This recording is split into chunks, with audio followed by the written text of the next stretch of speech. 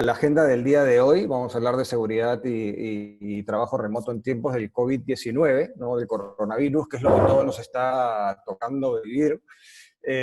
Vamos a hacer una brevísima introducción para luego pasar a hablar de los riesgos a los que estamos expuestos, ahora más que nunca, como tú lo has mencionado ahí en el banco en Costa Rica, pues han sufrido ya una brecha, que de hecho no es la primera que sucede en el país y mucho menos en el mundo, y ahora cada vez se va a poner la cosa más complicada, como vamos a ver.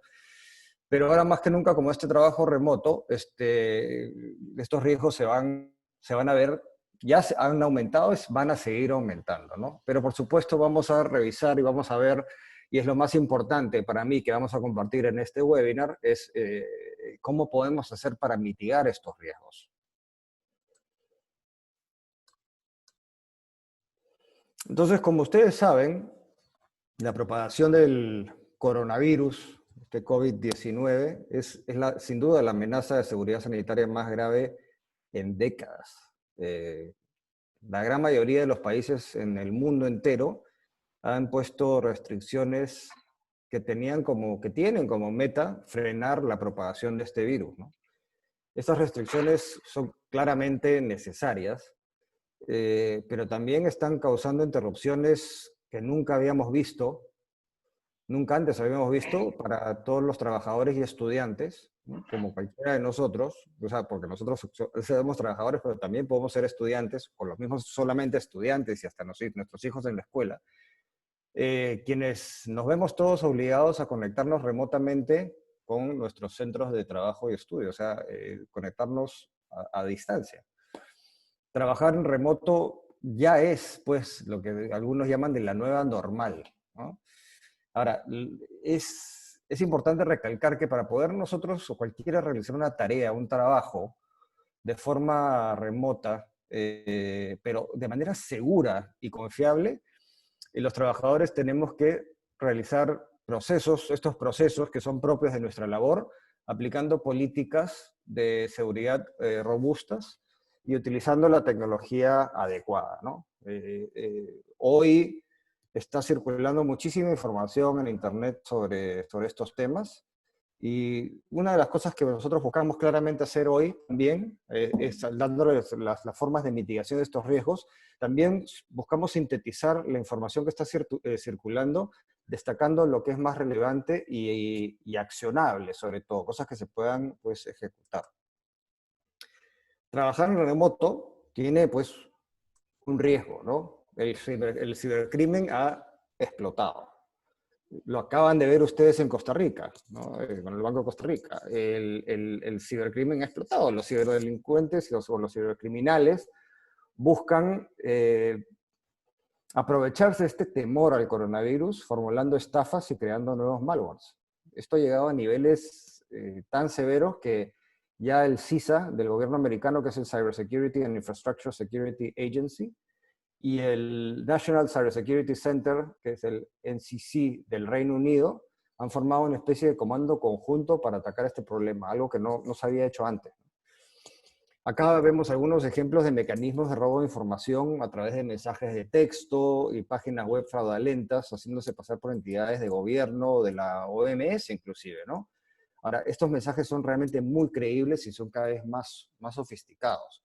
Yo estoy seguro que todos los que estamos acá, podría apostar, que todos los que estamos acá en este webinar hoy ha recibido algún mensaje, ya sea por correo electrónico, se los garantizo, ¿eh? Probablemente los sistemas de correo electrónico hayan bloqueado como spam muchos de ellos, pero les garantizo que todos han recibido al menos un correo electrónico o un mensaje de texto fraudulento, pidiéndoles que hagan clic en algún tipo de página solicitando información que les va a brindar ayuda para el coronavirus, ya sea económica o de más información sobre el tema, qué sé yo. Realmente los ataques son cada vez más sofisticados.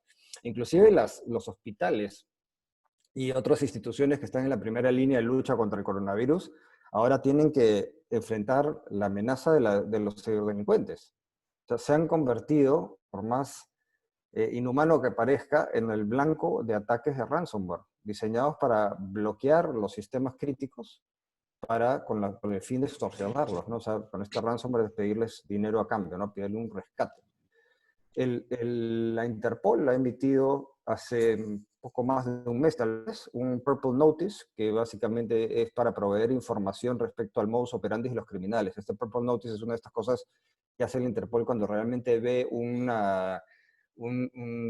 crimen que se expande por todos lados y tiene suficiente importancia, suficiente relevancia para que se pronuncie a nivel mundial, ¿no? Entonces, la idea es entender qué es lo que está pasando para poder bloquearlo. Porque claro, lo que está sucediendo ahora es que con el cambio acelerado hacia el trabajo remoto, eh, el usuario final, ¿no? Es ahora más que nunca el principal foco de ataque, ¿no? Y la activación de estos escritorios remotos desprotegidos aumenta enormemente este riesgo. Vamos a ver, o sea, un escritorio remoto básicamente es una tecnología que permite a las personas, al usuario, trabajar en una computadora desde un servidor, desde un lugar físico, a través de una laptop, por ejemplo, hacia otro lugar. O sea, conectarse remotamente desde una laptop a un servidor que puede estar en cualquier lugar. Puede estar en nuestras oficinas físicas, puede estar en alguna nube, qué sé yo. O sea, es un poco utilizar estas herramientas, ya sea en una nube tipo de Amazon o de Google, o en conectarnos a los servidores de nuestras empresas para entrar a los sistemas de facturación, de pago, de cobranza, de recursos humanos, inclusive del correo electrónico, ¿no? Acá, por ejemplo, Shodan que es una herramienta, es un tipo buscador que muestra todos los dispositivos que están públicos, o sea, que se pueden ver desde el Internet. Y los escritorios remotos, ya sea de empresas o personas, no deberían figurar como públicos. Pues esto implica que cualquier persona conectada a Internet los puede ver o puede tener acceso a ellos. Y un cibercriminal, un hacker, con el usuario y contraseña correctos, puede tomar control de estos escritorios. Entonces, como vemos acá en las últimas semanas, en realidad un par de meses ya, desde el inicio de las cuarentenas a nivel mundial, se ha detectado un incremento significativo de accesos a escritorios remotos que están expuestos y con configuraciones defectuosas, que quiere decir que están, básicamente es como tener una casa con la puerta abierta. Eso es lo que está sucediendo, ¿no? Estas son algunas pantallas que seguramente hemos visto antes y son ejemplos de escritorios remotos, ¿no? El Windows, hay algunos de Linux, del iOS, de Apple, qué sé yo. Pero lo importante es entender que la motivación detrás de todo esto es claramente económica. O sea, de todos estos hackers y hackeos o cibercrimen. Existen, claro, algunos casos en los cuales los ataques son motivados por el ego o por alguna protesta, tipo hacktivistas, pero la mayoría son con fines de lucro. Acá vemos algunos ejemplos, ¿no? Por ejemplo, un número de tarjeta de crédito, eh, pues se vende por entre medio dólar y $2 en el dark web. Perdón. Unas credenciales de cuenta cloud, o sea, una cuenta Google, una cuenta de Office 365, entre $7 y $8, porque claro, hay muchísima más información atrás. Un registro médico, dependiendo del tipo de paciente, dependiendo del paciente, se comercializa por $50 más o menos en el dark web. Y así, ¿no? Sucesivamente, todo se comercializa en el dark web y todo es con fines de lucro. O sea, hay muchísimo dinero en juego y es por eso que la cosa sigue avanzando. Pero, ¿qué podemos hacer para prevenir todo este tipo de ataques? Para ayudar, porque este riesgo va a aumentar y este riesgo no se va a ir. Pero, ¿qué podemos hacer nosotros como organizaciones y como usuarios para prevenir este tipo de ataques? Bueno, acá vamos a ver algunas mejores prácticas y soluciones para el trabajo remoto seguro, porque existen, pues, mejores prácticas que podemos adoptar y soluciones tecnológicas que podemos implementar que nos ayudan a mitigar este riesgo, como les decía, de sufrir un ciberataque exitoso. O sea, recalco exitoso, ojo, porque vamos a recibir ataques siempre y cada vez más sofisticados. Pero lo que nos toca ahora es prepararnos para que estos ataques no prosperen, no sean exitosos. El teletrabajo, como habíamos mencionado anteriormente, implica, lógicamente, trabajar de algún lugar físico que no es la red de mi oficina, ¿no? Que no es mi oficina física. Estoy conectado remotamente. Típicamente hacemos tres cosas. Nos conectamos al correo electrónico y otras aplicaciones en la nube, ¿no? El Office 365, el Gmail o lo que fuera que utilicemos. Nos conectamos entre personas, utilizando herramientas de videoconferencia y de colaboración como esta, como lo que estamos haciendo acá nosotros, con una videoconferencia, en este caso con Zoom. Nos conectamos a sistemas de la oficina, lo que mencioné antes, ¿no? De conectarnos a sistemas de CRM, facturación, cobranzas, recursos humanos, de manera remota. Y vamos a ver acá que tenemos 4 grandes bloques, ¿no? Que conforman esto. Herramientas de colaboración, que les mencioné, las conexiones remotas, de las que hemos hablado, la seguridad de los dispositivos, en los endpoints, o sea, en las máquinas, en las PCs, laptops, Macs, teléfonos inteligentes, smartphones, ¿no? De cada uno. Y al final, pero no por ello menos importante, sino todo lo contrario, diría yo, la seguridad en las personas. Herramientas de colaboración existen muchas, ¿no? Hay múltiples y todas tienen, por supuesto, pros y contras. Tenemos herramientas de videoconferencia como Zoom, que estamos usando ahora, Webex, Microsoft Teams, Skype. Tenemos herramientas de gestión de proyectos, tareas y productividad, como el Monday, el Teams de Microsoft, Asana, etc.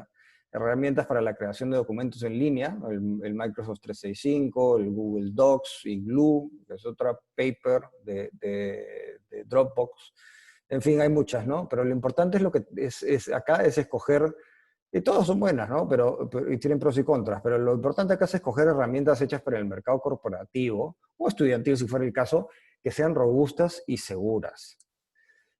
Por ejemplo, el House Party, que curiosamente ha dejado un poco de ser, ¿no? Al principio, digamos, en principios de abril, con el surgimiento de esta pandemia, todo el confinamiento y distanciamiento social, pues tuvo un pequeño boom ahí esta aplicación de House Party, y ahora la escucho cada vez menos. Tal vez yo esté en un rango etario al que no está dirigido, y probablemente pues otros rangos etarios, tal vez gente un poco menor, sí esté más activa en House Party. Pero en todo caso, si lo usan, o si lo están empezando a usar, el House Party, por ejemplo, para amigos solamente, ¿no? Y con cuidado.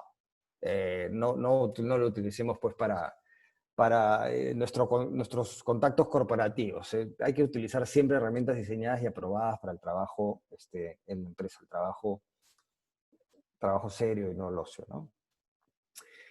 Segundo punto importante son las conexiones remotas, y las conexiones remotas seguras sobre todo, ¿no? Como vimos antes, el acceso remoto nos permite pues justamente conectarnos a estos sistemas de la oficina, SAP, Oracle, el Salesforce, lo que sea que usemos. Y este es un sistema simplificado de cómo funciona, lo que vemos en pantalla, para que lo entiendan un poquito más técnicamente hablando, ¿no? O sea, tenemos una persona que está conectada en una laptop, que se extiende donde, digamos, a través de una VPN, que es una red privada virtual, Virtual Private Network, por las siglas en inglés, abre como una especie de túnel encriptado por internet, ¿no? De ahí viene el candadito, que protege toda la información que va y viene desde el usuario final hasta los servidores de donde sea que se está conectando. Y ahí pues pasa toda la información del SAP, del Oracle, Salesforce o lo que sea que usemos. Entonces lo que hace es nos mantiene una seguridad punto a punto en toda esta información que se está cruzando. Hay varias soluciones de VPN disponibles. Todas las empresas de seguridad, como Cisco, con AnyConnect, Palo Alto, Fortinet, etcétera, tienen soluciones para esto. Y también lo que hay que hacer, como en el caso anterior, es buscar aquellas que sean las más robustas y seguras y sobre todo configurarlas bien. Ese es lo que es crítico. Lo que es fundamental en las VPNs y toda herramienta de seguridad que discutamos, que vean ustedes, es tener una configuración robusta. Porque si no, realmente es como comprar un candado, ¿no? Un lock ahí grande para la reja, para la cerca, ponerlo en la cerca y dejarlo abierto. O sea, realmente no nos sirve de nada una herramienta, por más robusta que sea, si no está bien configurada. Eso es uno de los puntos que quiero recalcar porque muchas veces se deja de lado. Y otra cosa lo que tenemos que hacer con las VPNs es que tenemos que asegurarnos que se le brinde esta facilidad a las personas que la necesitan. Lo que está pasando es que en la mayoría de empresas Antes solo teníamos unas pocas personas conectándose en remoto a los sistemas de las oficinas usando VPN. Hoy el número de estas conexiones ha realmente explotado. Estamos teniendo problemas de saturación. O sea, lo que se dice cuando que se pone lenta la comunicación. Entonces, es fundamental identificar qué aplicaciones de información es más sensible, confidencial y prioritaria, y quiénes necesitan estos VPNs. Así, pues, evitamos la saturación. Es decir, reservamos este tipo de uso de herramientas para aquellas personas que realmente lo necesiten. Y entramos a seguridad de dispositivos. Después de escoger las herramientas idóneas para poder hacer una videoconferencia como esta, ¿no? Y escoger la herramienta, la mejor herramienta para hacer una VPN, o sea, conectarnos a nuestros sistemas de oficinas de manera segura y ágil, sobre todo. Nos queda ahora asegurar nuestros equipos, los laptops, las tablets, los teléfonos. Esto es lo que se llama seguridad en el endpoint. Y es donde entran los viejos conocidos antivirus.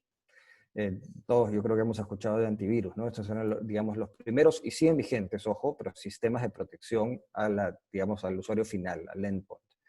Ahora, los ataques son cada día más sofisticados y los virus por sí solos no son suficientes. Estos son los grandes bloques que nos permiten resguardar nuestros activos. En el primero tenemos la seguridad en el endpoint, como les decía, antivirus y anti-malware, que bloquean ahora programas maliciosos, inclusive nunca antes vistos. O sea, la diferencia de un anti-malware con antivirus es que el anti-malware tiene una inteligencia superior y detecta comportamiento también anómalo de algunos archivos. O sea, no necesita que se haya declarado como virus para detectarlo. Segundo, la seguridad en la navegación, con programas que bloquean el acceso a páginas maliciosas y de contenido inapropiado, ¿no? Y esto es muy útil también para las computadoras que usan, por ejemplo, los niños en las casas. Entonces podemos proteger el acceso a contenido inapropiado, pero también a páginas que buscan robar información. Seguridad en el correo, detectando y bloqueando intentos de phishing. Vamos a hablar un poquito más de esto porque es digamos, lo que está en boga hoy por hoy. Y algo muy importante que es el doble factor de autenticación. Y un ejemplo son los tokens, que seguro todos hemos usado, tanto físicos como en el celular. Y este es un ejemplo, ¿no? De un token físico.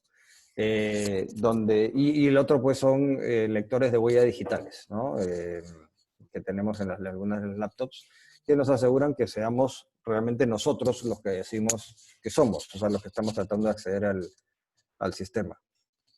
Y finalmente, del lado ya más de la empresa, tenemos que poder monitorear nuestros equipos en tiempo real, 24/7. Y esto se hace utilizando un servicio de monitoreo de salud y correlación de eventos que da un SOC, un centro de operaciones de ciberseguridad, o Cyber Security Operations Center, por sus siglas en inglés.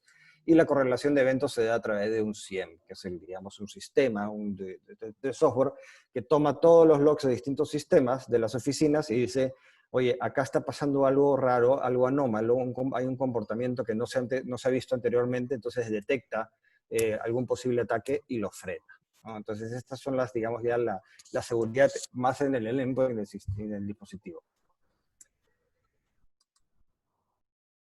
Y ahora, podemos tener nosotros todas las herramientas de seguridad más robustas de la industria, que sin duda ayudan, ¿no? Pero lamentablemente les tengo que decir que 80 a 90% de las vulneraciones a sistemas se dan por un problema de las personas, por esta conexión que existe entre la silla y el teclado, ¿no? O sea, nosotros.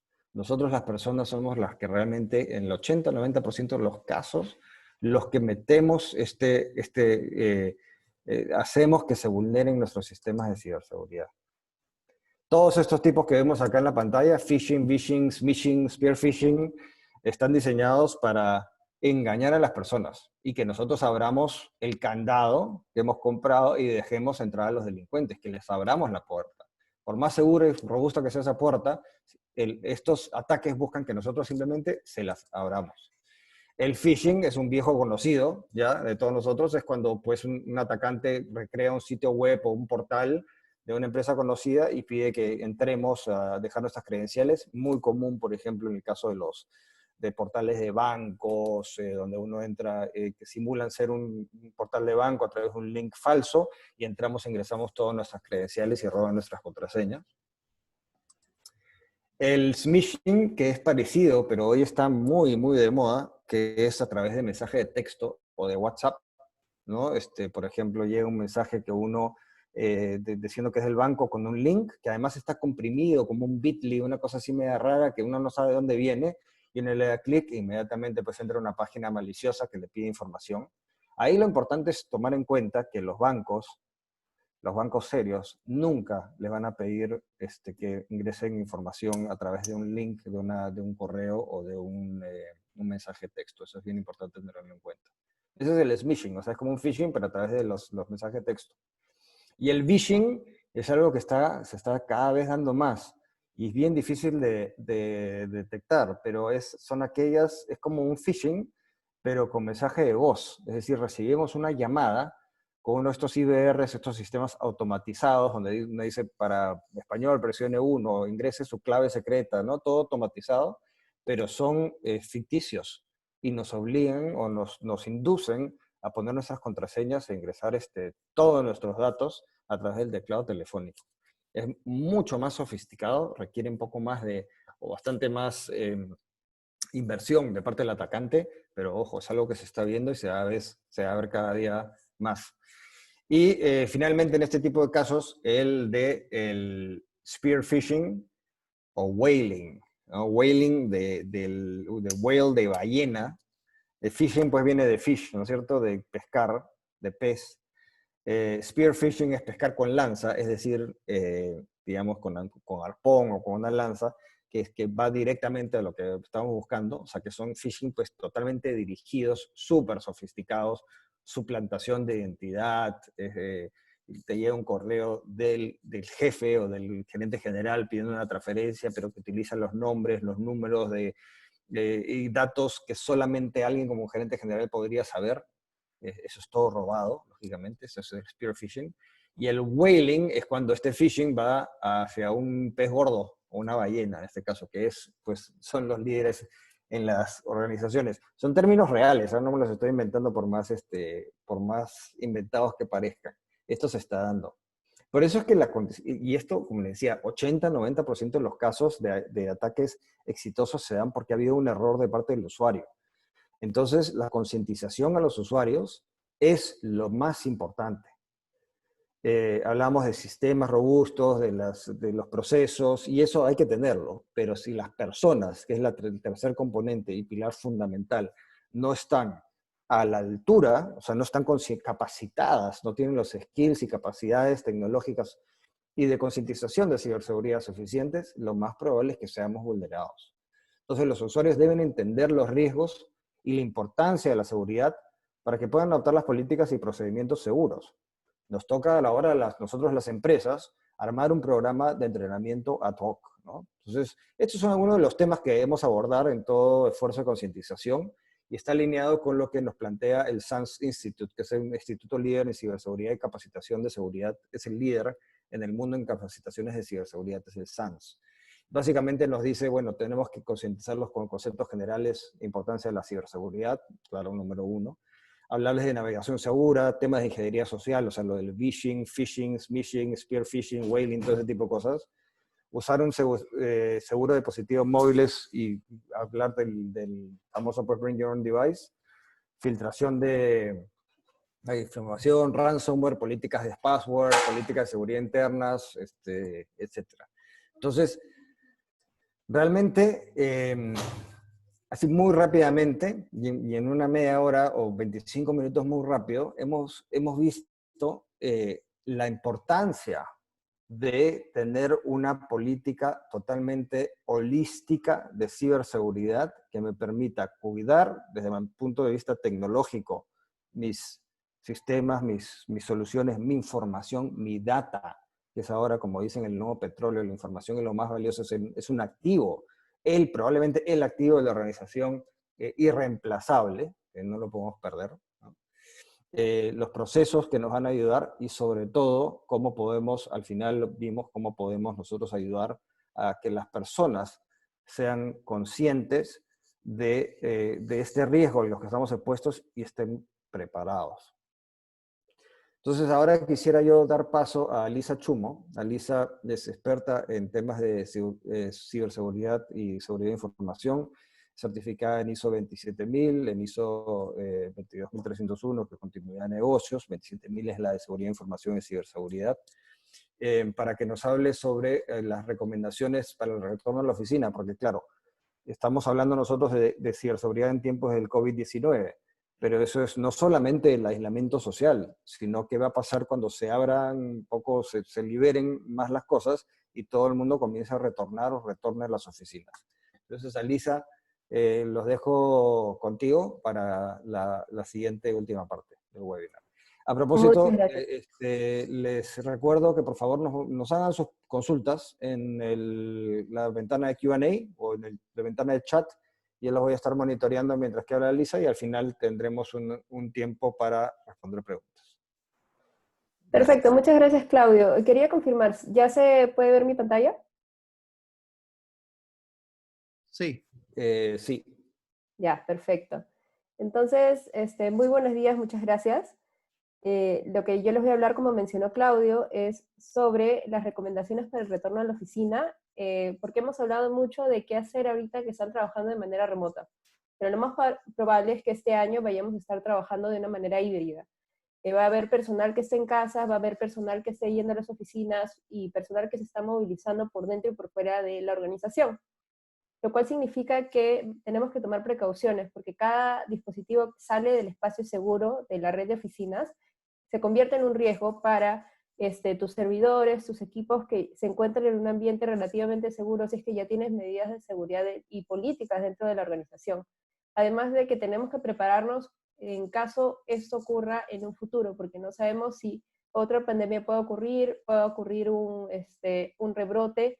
Es una situación bastante atípica y bastante variable, y por eso tenemos que estar preparados para los distintos escenarios que puedan ocurrir. Entonces, lo primero, para un tema de concepto, porque vamos a hablar mucho y hacer paralelos con la situación en la que nos encontramos ahora, es los virus informáticos se llaman así porque tienen un accionar muy similar a los virus biológicos.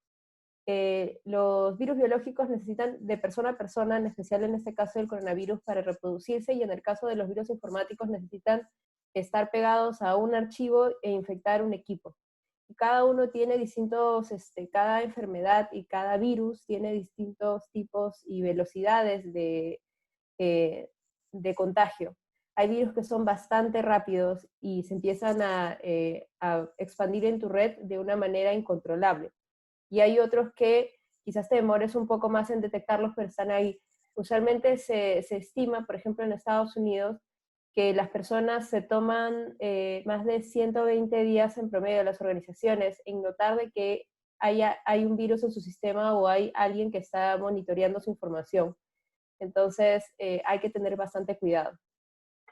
¿Y por qué les hago esta referencia y este paralelo? Es porque ahorita vamos a ver ciertas actividades, ciertas iniciativas que ustedes deberían tomar dentro de sus organizaciones para mantenerse seguros, y las van a recordar fácilmente porque son bien parecidas a las actividades que están realizando los distintos gobiernos para mantenernos seguros a nosotros. La primera es el distanciamiento.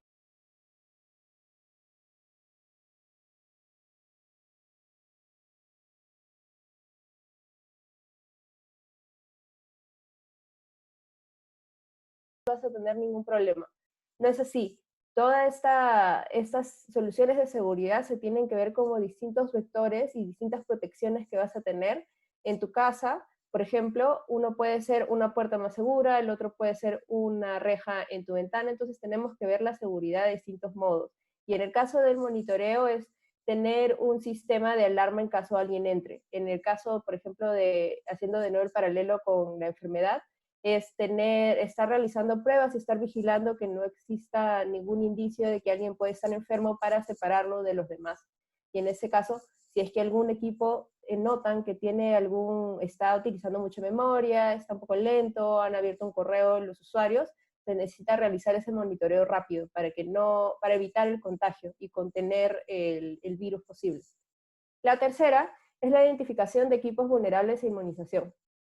En este caso, En el caso biológico hay ciertas personas que tienen preexistencias, son mayores de cierta edad, tienen sobrepeso, tienen problemas cardíacos, problemas respiratorios. En el caso de los equipos también es bastante similar. Hay equipos que tienen preexistencias, que puede ser porque los equipos son antiguos u otros factores, vulnerabilidades, se le llama en el caso de los equipos. Y vamos a hablar más a profundidad sobre estos un poco más adelante.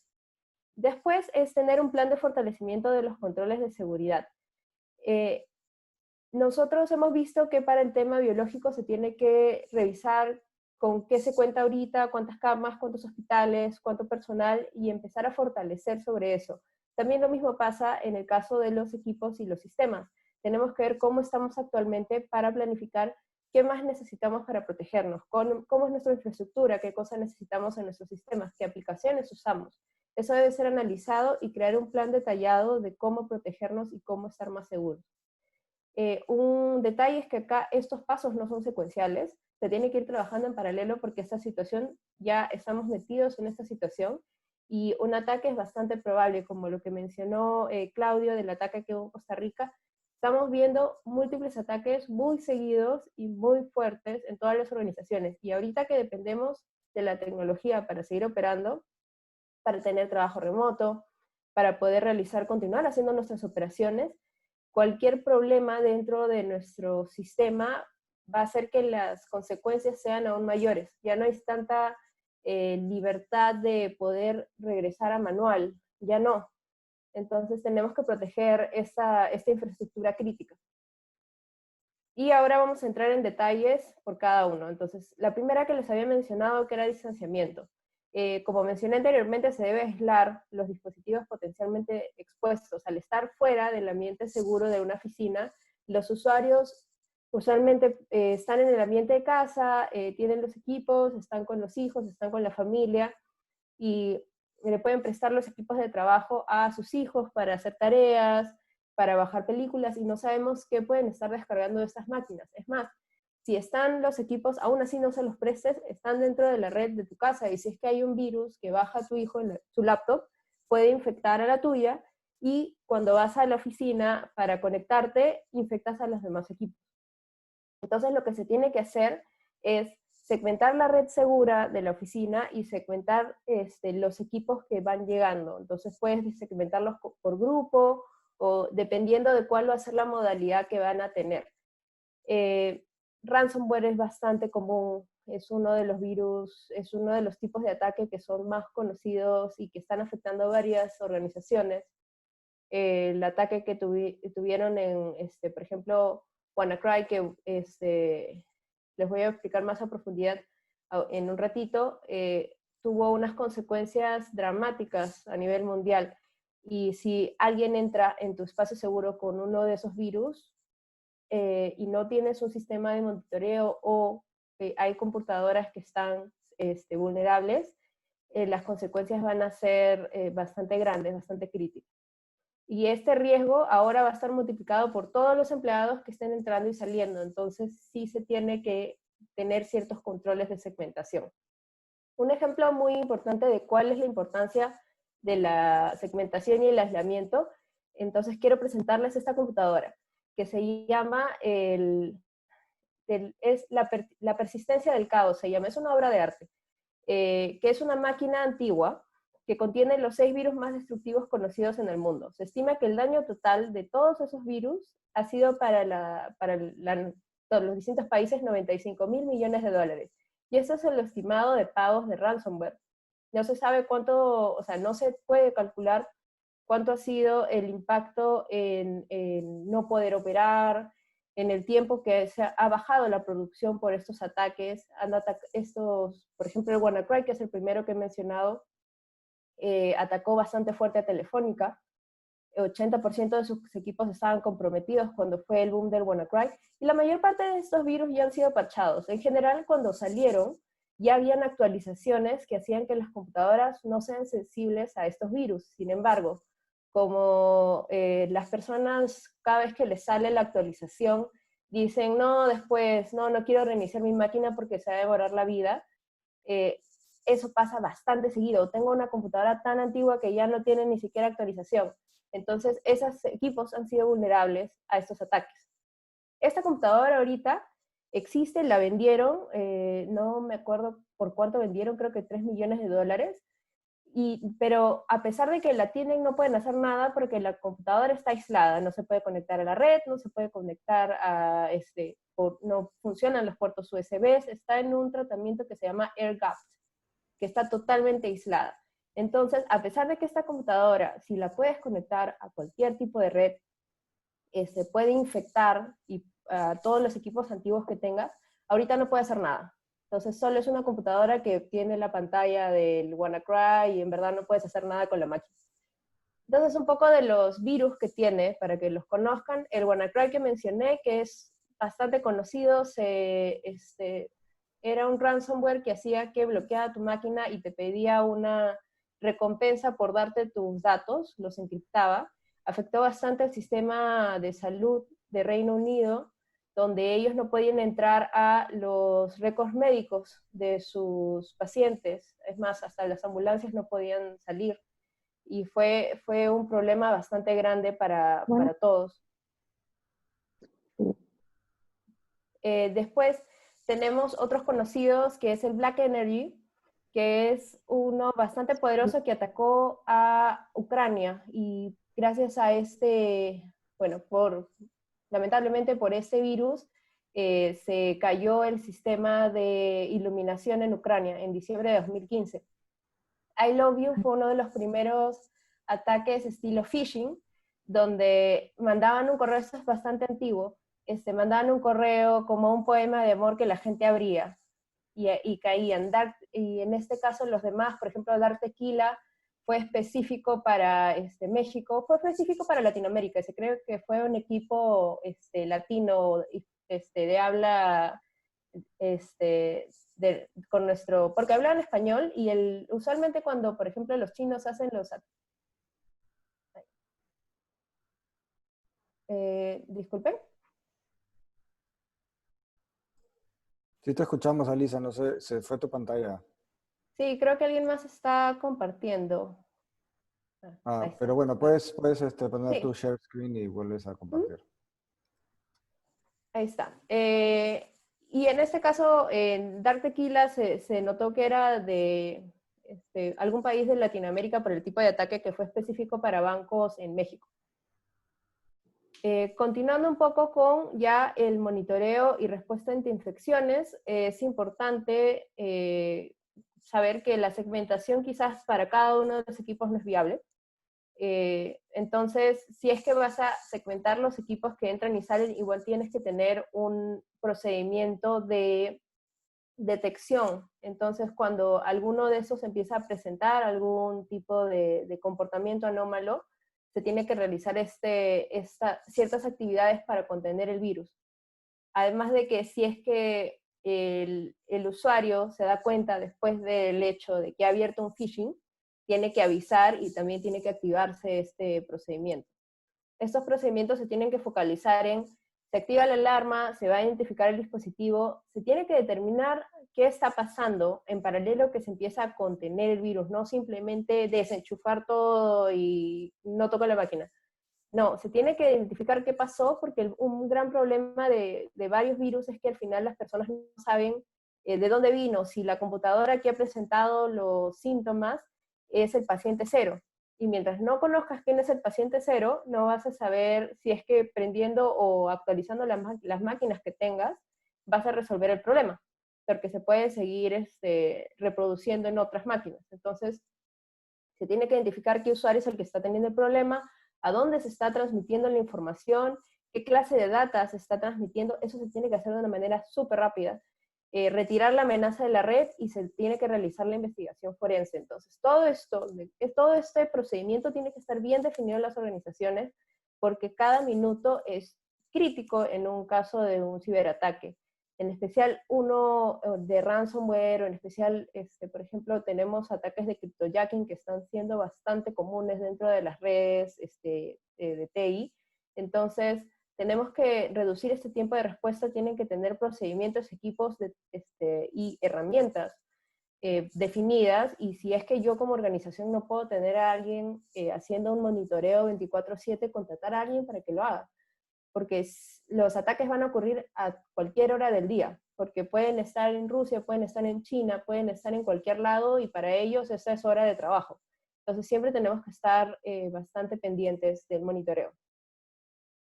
La siguiente iniciativa es la identificación de equipos vulnerables e inmunización. Como mencioné, los equipos se comportan bastante parecido a las personas con preexistencias. Los equipos muy antiguos, o las personas mayores, son más vulnerables a ser contagiados, infectarse del virus, ya sea porque ya no existen actualizaciones, estén en end of life, y no hayan, o ya demora mucho y está tan lento que ya no quiero actualizarlo al nuevo sistema operativo porque si no, no va a funcionar. Eso pasa. Parte importante de la mitigación de estas vulnerabilidades, que es lo que tenemos que realizar, es la actualización de los equipos. Tenemos que ver qué equipos tengo que actualizar, en especial los parches de seguridad que sacan cada una de las marcas. Y cada vez que van a haber, por ejemplo, alertas de seguridad de que se ha notado que esta vulnerabilidad tiene un exploit, lo llaman así, o ya han descubierto cómo explotarla, tienen que correr y actualizar todo lo que puedan. Porque si es que tiene exploit, es que alguien ya sabe cómo utilizar esa vulnerabilidad para aprovecharla y poner un virus y hacer que tu computadora esté en riesgo. Entonces lo que tenemos que hacer como paso 1 es realizar un barrido, un análisis de vulnerabilidades interno y externo para determinar cuál es mi estado actual de mis equipos, cuáles están más críticos, cuáles tienen, porque hay distintos niveles de vulnerabilidad. Algunas no son tan explotables como otras, entonces primero empiezo con las críticas y de ahí voy bajando. Y con eso vuelvo a mis computadoras un poco más seguras. Otro factor que también se tiene que hacer para mitigar esas vulnerabilidades, además de parchar, hay otras actividades que se pueden realizar, pero otra actividad que se tiene que hacer en paralelo es cambiar el password. El problema ahorita es que las personas que están afuera, como he mencionado, es que no están en un ambiente seguro, no están con la conciencia de organización, de que solo puedo ver lo que tengo que ver de trabajo porque estoy en mi oficina. No, están en sus casas. Entonces puede ser que abran un phishing de LinkedIn, que haciéndose pasar gerente general que está intentando agregarlos por LinkedIn.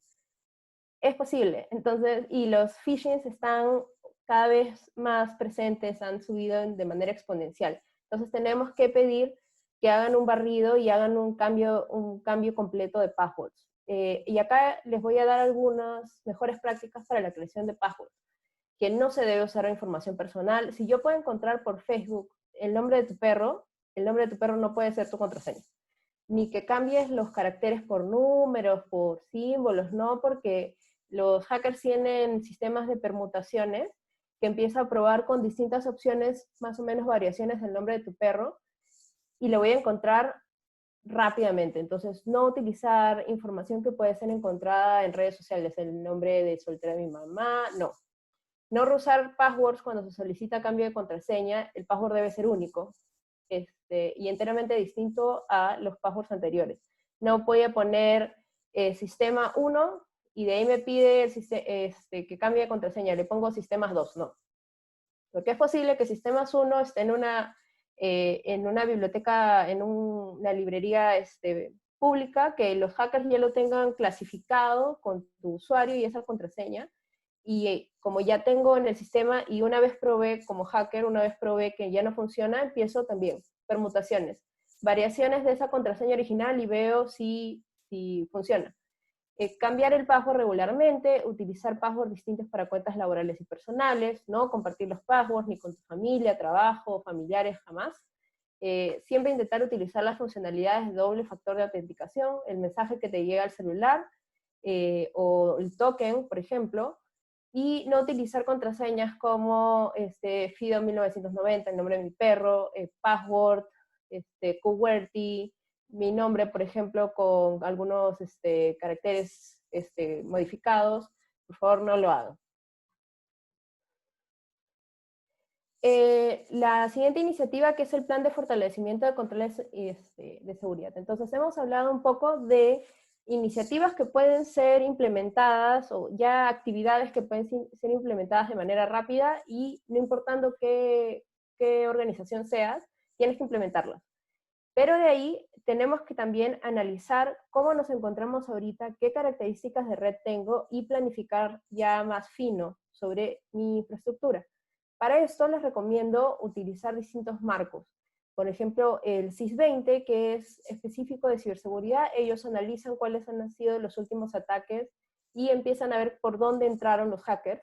Y esto lo clasifican, por ejemplo, lo más importante hasta, creo que sigue siendo, con el CIS Controls, es tener un inventario de hardware y software, porque se dan cuenta que las organizaciones que no tienen eso son más sensibles.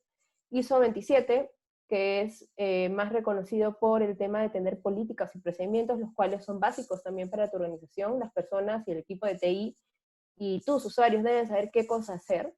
NIST, que es un estándar americano, también bastante bueno.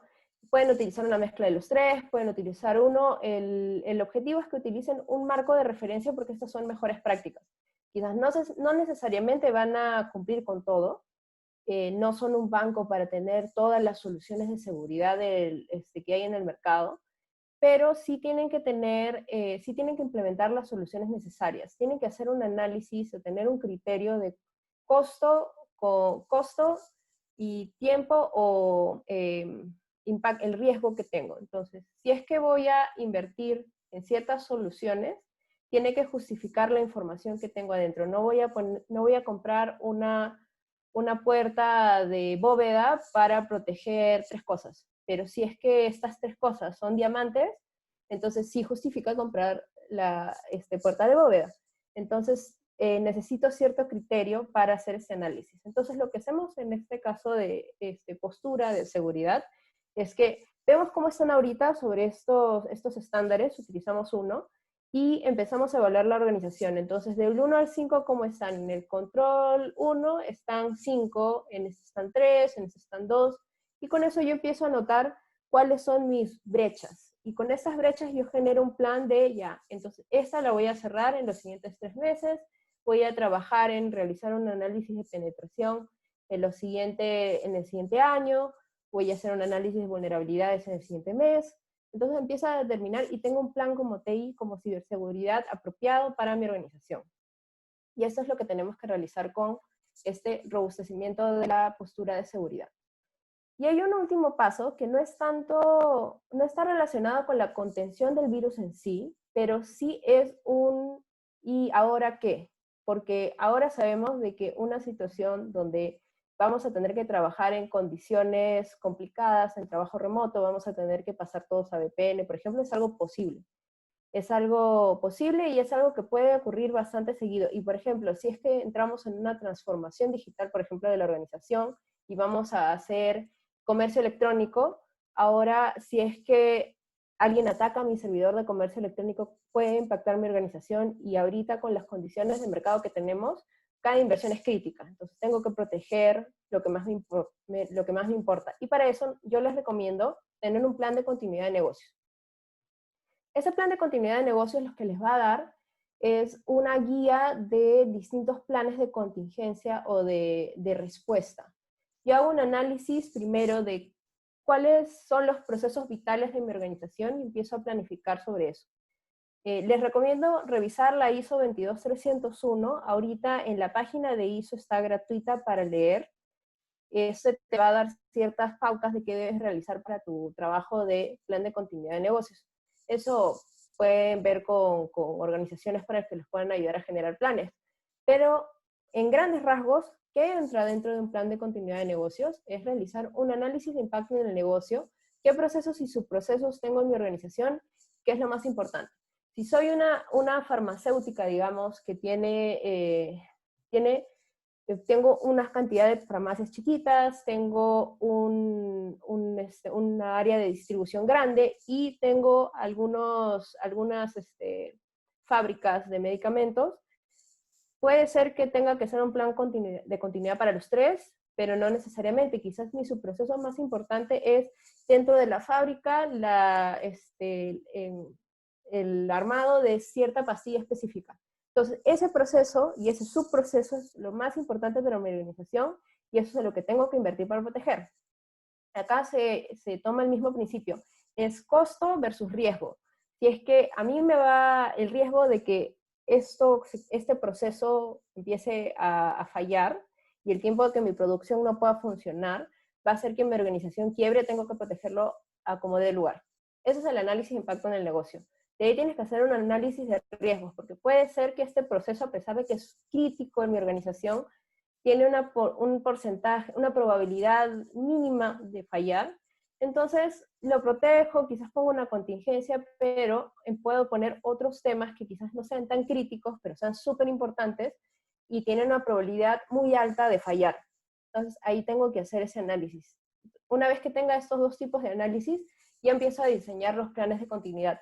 El plan de continuidad puede incluir el plan de emergencias, plan de comunicación, plan de gestión de incidentes, plan de gestión de crisis.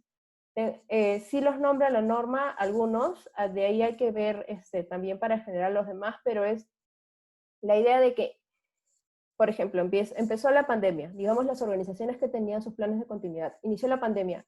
Hay organizaciones que sabían qué hacer, tenían su plan de continuidad y alguien tuvo que ir, bajar el plan de continuidad, revisar y tenía claro quiénes tenían que irse a casa, cómo poner su comité de crisis, quién tenía que responder, qué equipos tenían que dejar de funcionar.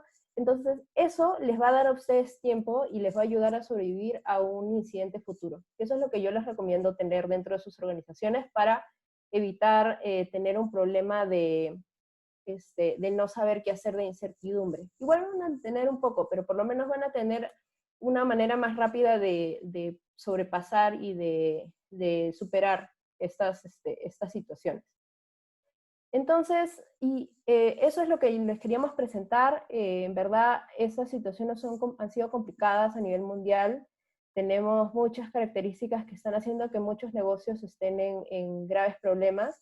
La tecnología, por suerte, ha sido bastante apropiada ahorita porque nos permite realizar trabajo remoto, nos permite poder hablar yo desde Perú, desde mi casa, con ustedes. Y toda esta dependencia de la tecnología hace que tengamos que protegerla de una manera bastante cercana. Les recomendamos implementar todas estas iniciativas, las iniciativas que mencionó Claudio, las soluciones, estas recomendaciones que nosotros les estamos dando, para que en los siguientes meses estén seguros y que ninguno salga en las noticias, ninguno tenga ningún problema de seguridad.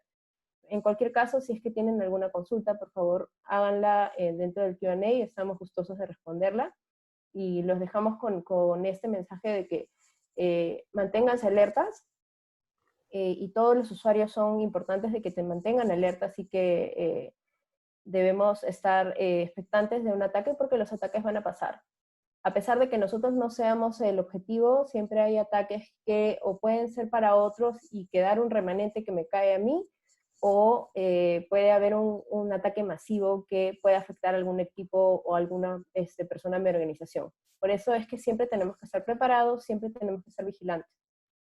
Muchas gracias y ahora creo que pasamos a las consultas. Gracias, Alisa. Acá tenemos una, estoy viendo la ventana del Q&A. Han llegado algunas preguntas, por favor vayan agregando algunas si tuvieran. Hay una que nos pregunta, ¿cómo sé de la seguridad de mi computadora, estos sistemas de seguridad, dónde se pueden adquirir? Perdón. Si estamos hablando mi respuesta sería, si estamos hablando de una computadora personal, o sea, de uso personal, entonces acá hay varias marcas de antivirus y anti-malware, antivirus, que se pueden adquirir en la misma página web de los fabricantes.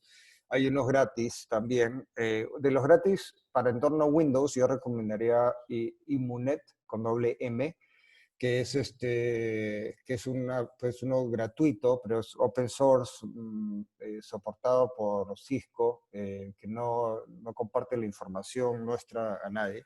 Y si no, tenemos otros muy conocidos, pues como McAfee, Sophos, que se pueden adquirir.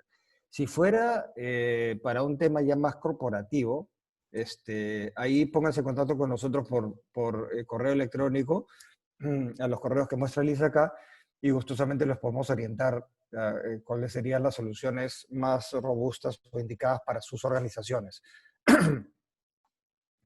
Después me dice aquí, ¿cómo sé Claudio, un si... comentario, sí. disculpa, sobre lo que mencionas de la protección para las computadoras. Sí, efectivamente, si es que es una marca conocida, estilo Cisco, un antivirus gratuito es posible, pero siempre hay que tener cuidado porque, por ejemplo, creo que era el Avast, que es gratuito, es súper conocido y se dio a conocer hace poco que ellos vendían tu información. O sea, no toda tu información, pero ahorita es un bien bastante caro y bastante preciado para las organizaciones tener información sobre gustos, a qué páginas vas, o sea, un perfil de usuario.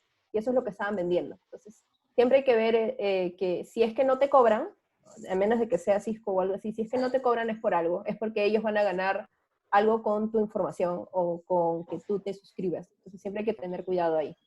Sí, vale la pena invertir, ¿no? O sea, para una solución personal está entre 30 y $50 al año, ¿no? Entonces ahí vale la pena. Como les decía, entornos corporativos nos pueden contactar y los podemos orientar un poco más específicamente dependiendo del tipo de red. Otra pregunta acá es, ¿cómo sé si mi empresa está segura, si las redes de mi empresa están seguras y si la empresa tiene virus?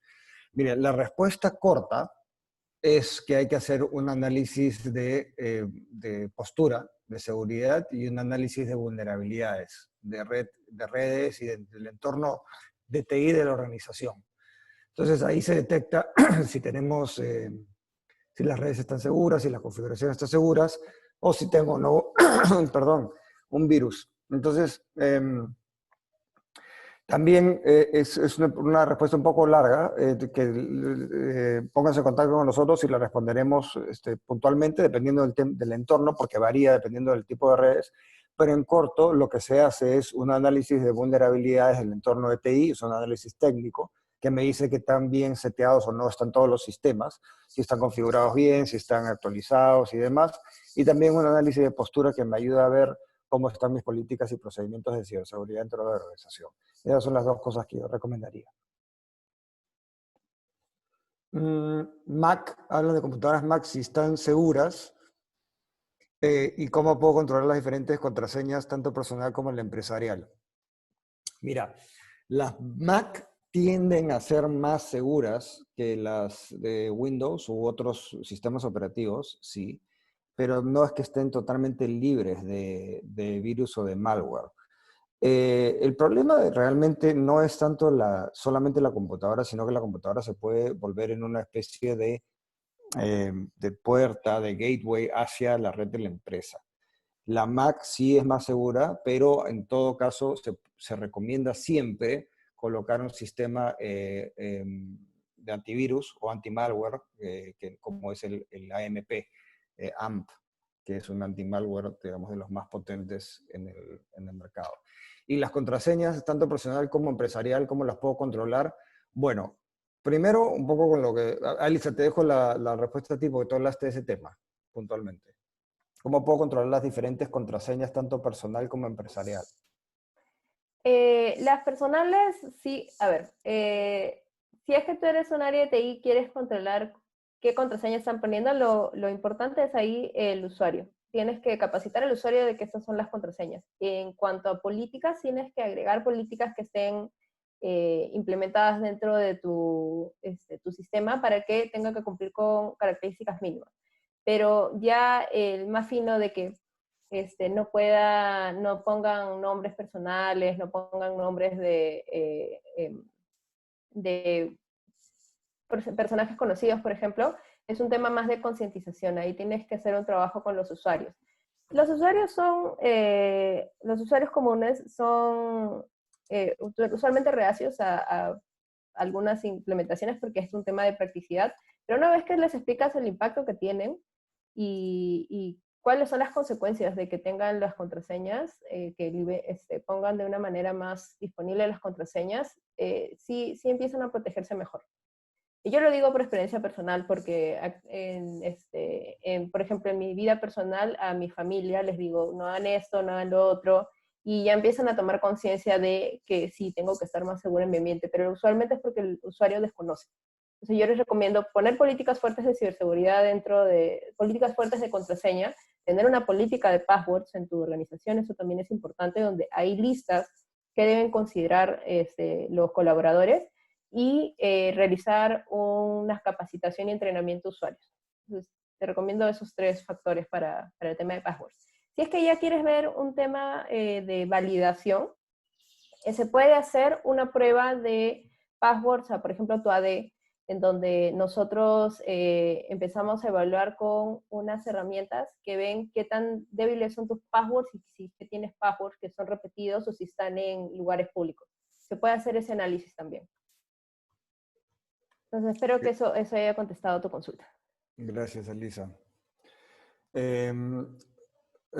Una pregunta nos dice, estamos realizando el trabajo remoto por medio de VPN. Si la computadora se infecta con algún virus, ¿debería seguir conectada a la VPN o hasta que se logre eliminar?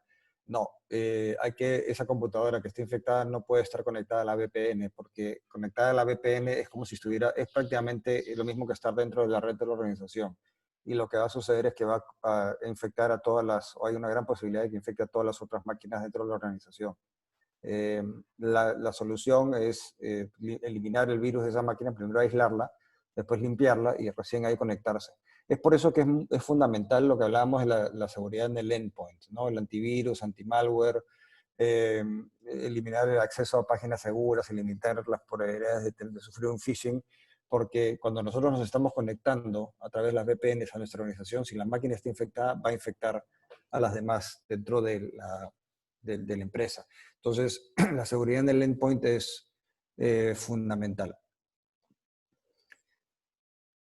De ahí yo tengo otro acá de cuál es la manera correcta de eliminar correos sospechosos que podrían tener virus.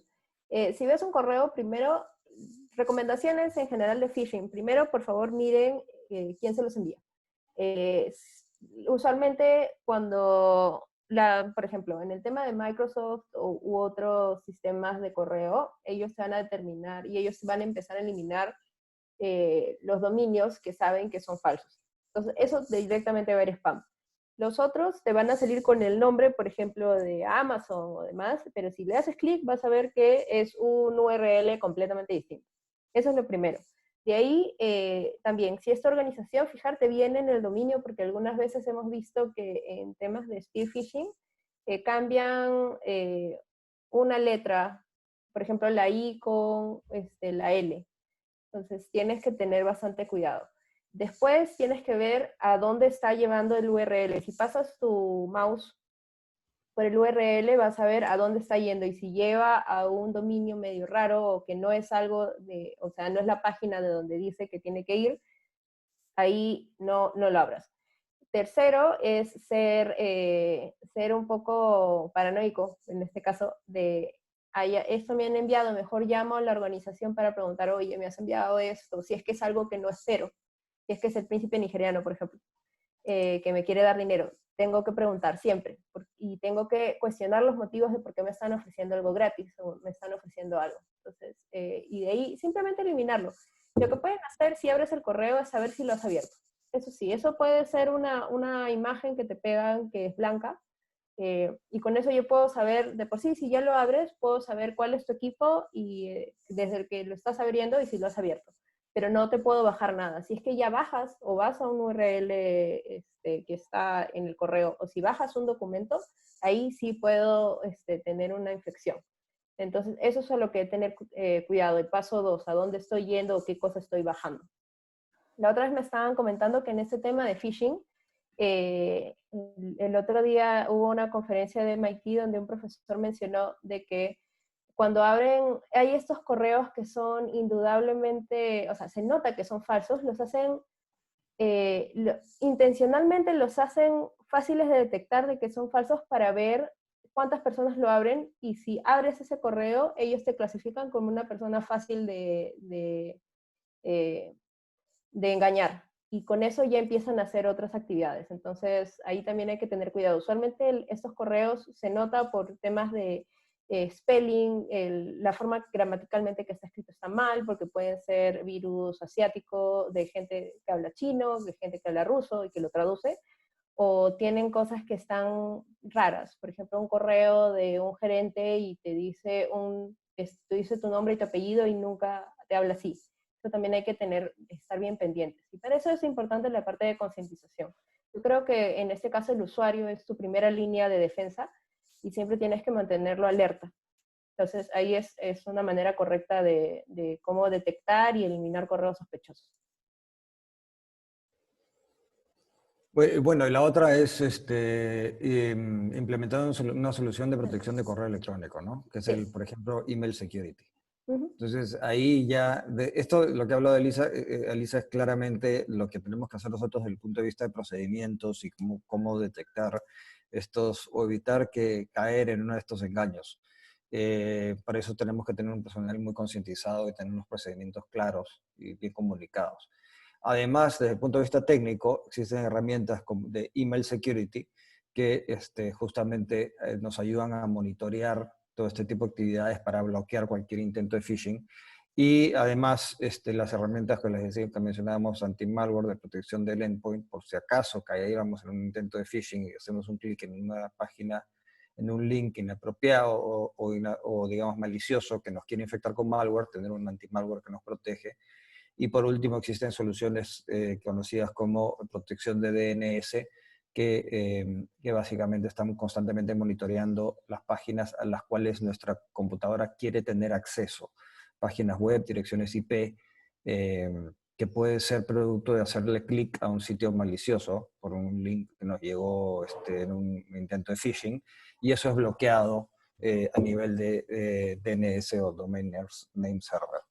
Entonces, desde el punto de vista técnico, tenemos el email security o seguridad en el correo electrónico, que es precisamente para hacer este tipo de cosas, y el anti-malware para proteger a la máquina, y las soluciones de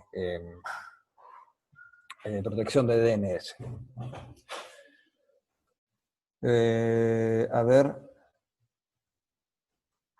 Veo una de cómo asegurarse de que no me están robando ancho de banda o están espiándome por medio de mi red de Wi-Fi en casa. ¿Qué puedo hacer para evitarlo? mira, Ahí, a ver, te contesto eso rapidito porque justo estaba haciendo un poco de research de ese tema, y hay otra que veo que hay en privada, Lisa, que me gustaría que respondas tú. Anda preparando la respuesta. Es: si mi empresa sufriera un ataque, ¿cuál sería el procedimiento a seguir? ¿Ya?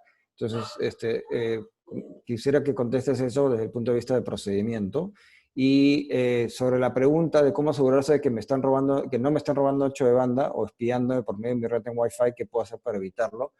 Mira, primero lo que tenemos que tener es una contraseña, cambiar la contraseña que viene por defecto en el equipo, ¿no? Entonces muchas veces vienen con password o admin o 1, 2, 3, 4, o viene por default, el fabricante le pone una contraseña que puede ser 6 ceros, del 1 al 6, lo que fuera. Esa hay que cambiarla por un password seguro.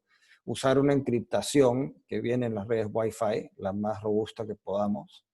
Eso también es que por defecto se puede setear en el equipo. Y finalmente, existen algunas aplicaciones gratuitas, tanto para Windows como para Mac, como para teléfonos celulares, que se pueden bajar aplicaciones que me hacen un escaneo de mi red y me dicen quién o qué cosas están conectadas, ¿no? Entonces, hay una de Windows que se llama el Network Watcher, que es para Windows, y otra para Mac que se llama LAN Scan, como LAN de red, ¿no? LAN, L-A-N, Scan, y la otra es Wireless Network Watcher. En todo caso, una búsqueda rápida en Google nos da alguna de estas herramientas. Busquen, por supuesto, fuentes de reputación como PC Magazine o algo de reputación, pero esas son herramientas que se pueden buscar. Para el tema de los smartphones, si tienen Apple, iPhone, quiero decir, hay una herramienta que se llama Fing, F-I-N-G, también que está hace para eso también. También está para Android. Ah, ya, Sí, yo la perfecto. tengo en Android. Ya, que también hace lo mismo. Bajo la aplicación y me dice quién está conectado a mi red Wi-Fi. Entonces, tal vez como todo el mundo tiene un smartphone, sea lo más sencillo es bajarse esa aplicación y ver quién está conectado a su red. Sí, si estás logueado en tu red, bajas la aplicación y te empieza a detectar todos los equipos por tipo. Y ahí tú empiezas a ver, ah, ya, este es mi teléfono, este es mi pantalla, mi Smart TV, mi sistema de seguridad, y de ahí ya empiezas a detectar las cosas medio raras. Entonces, hay algunos que sí, o sea, si hay equipos, algunos que no ubican, primero googleenlos, porque algunos, por ejemplo, son de la conexión de internet, de por sí ellos tienen varios equipos, y si ya hay unos que ven ya bien raros, los pueden, con la aplicación creo que ya los puedes votar, y cambia la contraseña. Bien, a la pregunta, Lisa, de si mi empresa sufrió un ciberataque, ¿cuál es el procedimiento a seguir? Ya, esto va a depender del tipo de ataque que tengas. Lo primero es aislar el equipo y empezar a capturar la mayor parte de información que puedas. Siempre eso es con el monitoreo constante, pero va a depender. ¿Por qué te digo que va a depender del tipo de ataques? Por ejemplo, puede ser si he sufrido un ciberataque de phishing, entonces lo primero es que tengo que hablar con el usuario, tengo que cambiar sus contraseñas y tengo que detectar cuál ha sido la página o el correo al que han enviado y empezar a poner políticas para detener que lleguen otros correos así. Si es que ha sido, por ejemplo, un ransomware, es contenerlo, aislar. O sea, el primer paso es contener y empezar a detectar información, con quién se ha puesto en contacto, qué información era la que quería salir, y probar lo más, si ha sido un cryptojacking o un ransomware y no sabes quién es el paciente cero, es contactar a una empresa que te pueda ayudar con el análisis forense. Usualmente les recomiendo tener sus logs activados, porque con eso te va a ayudar a detectar qué ha pasado con tus equipos, o tener alguna herramienta de monitoreo y de investigación para poder hacer un análisis de toda tu red y poder ver qué cosa hacer. Pero usualmente es contener, detectar qué ha sucedido, tener el equipo de respuesta para realizar esta respuesta, recuperar la máquina, si es necesario tener los backups. Eso es un punto que no mencioné dentro de esta presentación, pero vital que tengan backups tan seguido como sea necesario de sus equipos, porque si tienen un tema de ransomware puede ser que paguen y no les den la información. Entonces siempre tienen que tenerlos constantes, y de ahí ver y hacer una investigación de qué pasó para proteger a lo demás de tu red y que no vuelva a pasar. Entonces, si es que tienen ahorita un ataque, es de nuevo contener, hacer un análisis de qué está pasando, intentar conseguir toda la información necesaria, y si yo no tengo las herramientas para poder continuar o poder saber cuál es el origen, es contactar, que nos pueden contactar a nosotros para este tipo de análisis de la causa. Porque nos ha pasado con un montón de organizaciones por ejemplo, en el tema, y lo he mencionado bastante, que es el cryptojacking, pero voy a explicar qué cosa es. El cryptojacking es un tipo de ataque donde en criptomonedas lo que utilizan es, no tienen servidores ellos físicos o propios, y empiezan a utilizar computadoras que están conectadas alrededor de Internet para realizar estas operaciones de monedas. Entonces, como son varias computadoras que se necesitan para realizar esos procesamientos, puede ser bastante lento realizar una transacción por Bitcoin. Y lo que están haciendo algunos hackers es como Bitcoin me paga en Bitcoins. Si es que yo doy procesamiento de máquinas, en vez de yo tener un grupo de máquinas que alquilo, empiezo a capturar máquinas de personas que no sospechan, y yo pienso que mi computadora está lenta o se está calentando, y es en verdad de que está haciendo procesamientos de Bitcoin y yo no me doy cuenta. De hecho, está pasando bastante seguido acá en Latinoamérica. ¿Qué puede hacer en esos casos y qué nos pasó? Se infectó una máquina, no se sabe quién fue el paciente cero, se empezó a expandir en la red, lo controlaron, se dieron cuenta de que se estaba reproduciendo por el PowerShell, lo desactivaron y actualizaron todas las máquinas. Eso pasó 6 meses después. Quisieron hacer una prueba, activaron el PowerShell en un grupo pequeño, como una prueba, y vieron que no se estaba reproduciendo el virus. Entonces hicieron un lanzamiento completo y activaron el PowerShell de nuevo. Como el paciente cero y no se hizo el análisis forense apropiado, no se había encontrado, todavía había una computadora o un equipo, un servidor que estaba con el virus. y estaba dormido y no lo notaban, sus análisis no lo notaron. Y se expandió a todos los equipos. Entonces siempre hay que realizar este análisis post, porque no sé qué ha pasado, a pesar de que reinstale y actualice y levante todo en una máquina, si es que yo no sé si es que yo no hago una investigación correcta de qué pasó, puede ser de que el virus siga en mi red. Entonces, eso les recomiendo, realizar un análisis forense. En cualquier caso, si tuvieran por supuesto, algún problema, sufrieron un ataque mejor aún, ver la manera de prevenirlo, por favor no duden en contactarnos. Para eso estamos acá nosotros. Si es que alguno de ustedes, la persona que de manera privada ha hecho esa pregunta, si es que tiene una duda de que su organización esté sufriendo un ataque, o sepa que está sufriendo un ataque y que necesita qué hacer, cuáles son los procesos y procedimientos o ayuda con ese tema, por favor, contáctenos. Para eso estamos, ¿no? Es justamente nuestra especialidad. Bueno, primero que nada, darle las gracias a don Claudio y Alicia por esta excelente conferencia, este webinar importantísimo. Totalmente, no hay que dejar de lado el tema de la tecnología. Y es aquí donde tenemos que devolvernos y empezar a revisar nuestros sistemas operativos, nuestra seguridad, nuestras computadoras y nuestras redes. Entonces, sumamente importante. Les agradecemos a tanto a Alicia como a don Claudio y igual al equipo de TGS Sarrio y Asociados por su excelente participación. Y daríamos por concluida la presentación, agradeciéndoles a todos los que participaron. Muchas gracias. Gracias a ustedes, encantado. Gracias, hasta otra oportunidad. Gracias, hasta luego. Muchas gracias, que pasen buen día.